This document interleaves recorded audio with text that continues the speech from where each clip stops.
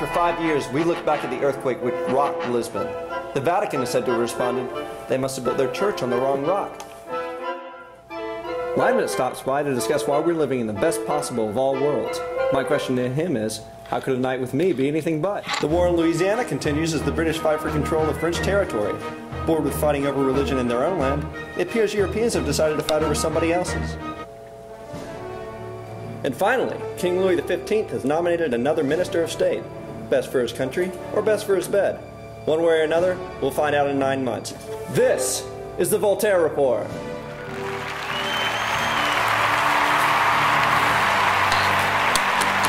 Citoyen, citoyen, merci, merci, citoyen, merci, merci, citoyen.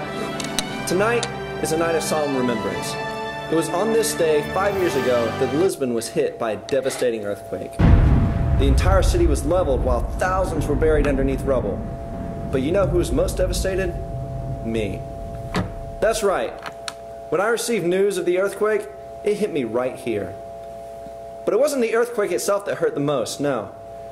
What upset me most is that the Lisbonians didn't realize how good they had it. Yes, that's right. Because through all the death and destruction, the Lisbonians simply couldn't see that the world around them was the best possible of all worlds. They just failed to see that the roof collapsing over their heads was actually a manifestation of God's love moving closer to embrace them. And citoyen, it's no secret what a huge fan I am of Lisbon. What with its public displays of self-flagellation, praying on the street corners, and strict adherence to the Inquisition, even the Pharisees would be put to shame by Lisbon's religiosity. The people of Lisbon are so religious, in fact, that they weren't merely content to serve as Christ's exemplary city on a hill, but actually took a step further to become the first shining city buried underneath a hill. And the Lisbonians should be proud of such an honor. They love God so much that he decided to bless them with an earthquake. No other city has been so blessed since the city of Pompeii. Don't take my word for it, though. Just ask them. Live from Lisbon, here's some actual citizens who lived through the earthquake 5 years ago.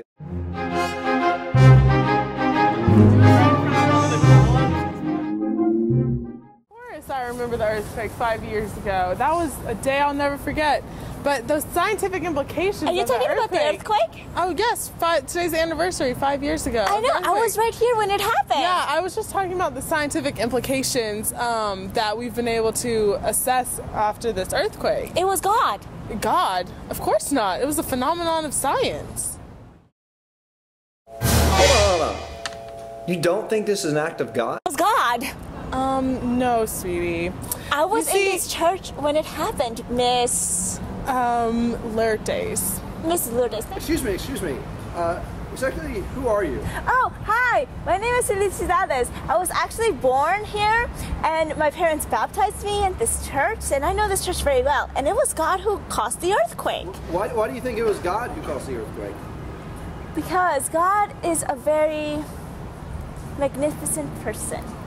Yes, I understand this, but it was actually a scientific phenomenon that took place when the rocks within the ocean sent the water that took out Lisbon. God moved the rocks and he caused the waves. No, you don't understand. You have to use reason to assess these type of situations. Not the church, not religion. It's all about reason and how we applied it to nature for this natural phenomenon of the earthquake 5 years ago. It's all about belief and what you believe is right. And in my heart, I know that it is right that God caused this earthquake. But God, yes, you can apply religion in some aspects of life, but we've been studying the implications of the earthquake in these past 5 years, and there was clearly... Thank you, ladies. That's all the time we have. Thank you. As you can see, citizens, it's exactly as I feared. So many Lisbonians fail to see how blessed they are. This is why, tonight, I have a very special guest here to explain why, of all the things that happened in Lisbon, this was the best possible of all the best possible worlds.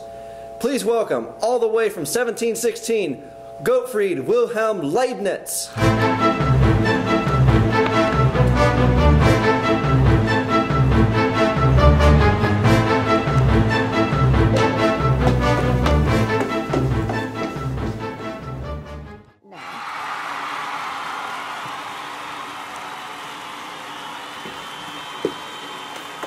So, goat fried. I think I just had some of that for dinner here in Geneva.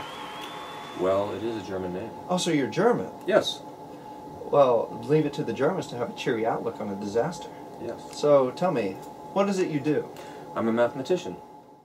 So what is it you do? Well, I study the abstract science of number, quantity, and space, discovering and explaining inherent principles within those mathematical relations and demonstrating the internal. So I hear you do a little philosophy as well, is that correct? That is correct. Give me a little overview of your philosophy. I believe that an all-powerful, all-knowing God created the best of all possible worlds. The best of all possible worlds. You should write that one down. That'll come in handy someday. Now tell me, how does that fit in with the earthquake in Lisbon? Well, I believe that this best of all possible worlds is a world populated by human beings who are flawed. Yeah, absolutely. They sin and they suffer, and on that day they suffered. Really? So what happens when the Pope sins?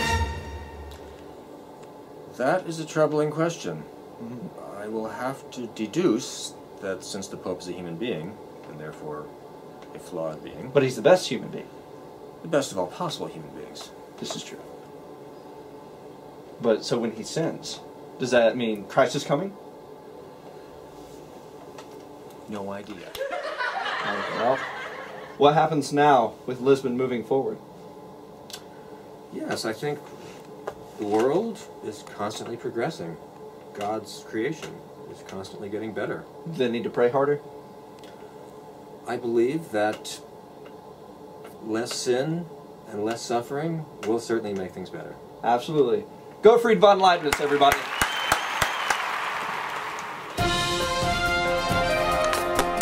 Welcome back. Now, citoyen, time for a little news and politics. King Louis XV has recently dismissed Bernier, his Secretary of State for Foreign Affairs. I know, that's right. It seems that he informed Madame de Pompadour that she couldn't buy a new outfit for the Garden of Versailles. Note to all future ministers, never come between a woman and her passion for shoes. Speaking of the British, it appears that our lovely friends to the north have once again waged war against us. Oh, well, don't worry, you aristocrats with your powdered wigs and your perfumes.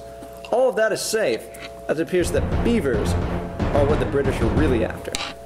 It seems that our young men are dying in order to pay for furs and lumber.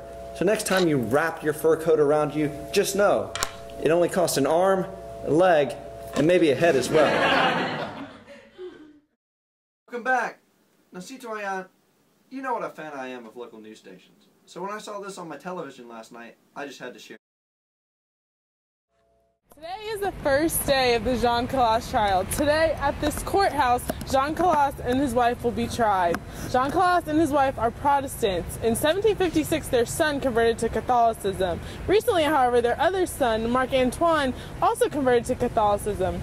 He was found dead in the family's home recently after this conversion. Upon interrogation, John and his wife explained that they had been killed by a murderer, but then they changed their story, saying he had been found dead and had hung himself. Rumors, however, proclaim that John killed his son because of his recent conversion to Catholicism. This trial is set to begin later today. After the verdict is handed down, the torture will begin tomorrow afternoon at 3 p.m. Anyone who wishes to attend can pick up tickets at their local church parish. Thank you from KLXIV TV. Have a good day. You better get your tickets fast. After all, everyone loves a good Protestant mauling. Everyone knows that Protestants, if they don't bow down to the Pope in Rome, become regicide, child-killing maniacs. Therefore, what we have to do is we have to sell the tickets beforehand, or else there won't be any left. And be sure that even though the verdict has not come in, the trial is already decided. Everyone knows. He didn't attend the parish church for the Feast of the Virgin Mary last month. We all know what that means. Yes, regicide. And therefore, buy your tickets at your local parish church. I know I did. Now for tonight's word. Reason. But folks, before we go on, I have to warn you. Reason is a dangerous, dangerous thing. For those of you who don't know, reason is when you put down your Bible and actually start thinking for yourself. Yes! As hard as it is to believe, there are actually individuals out there so heretical to believe that they can think without the Pope telling them how. And honestly, citoyen, who wants that anyway? Thinking is hard work. Why put in all the effort studying secular things? After all, what has science ever given us anyway? So the sun doesn't revolve around the earth. Whoop-de-doo! I assume that the next thing the disciples of reason are going to tell us is that the earth doesn't revolve around the Pope. After one of my neighbors here in Switzerland pointed out, reason is the root of all the problems in the world. If only we lived in mud huts and tried pity as man's fundamental ethic, then how happy we would be. Why waste time using reason to examine the earthquake in Lisbon when it's perfectly acceptable to say that God leveled it for his own reasons? And more than that, citoyen, thinking with reason isn't even necessary. Do you think that I think rationally when running this show? No!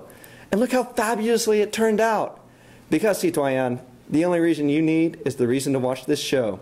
Me. And that's the word. We'll be right back. Thank you for joining us on the Voltaire Report. I'll see you tomorrow at the execution. Good night.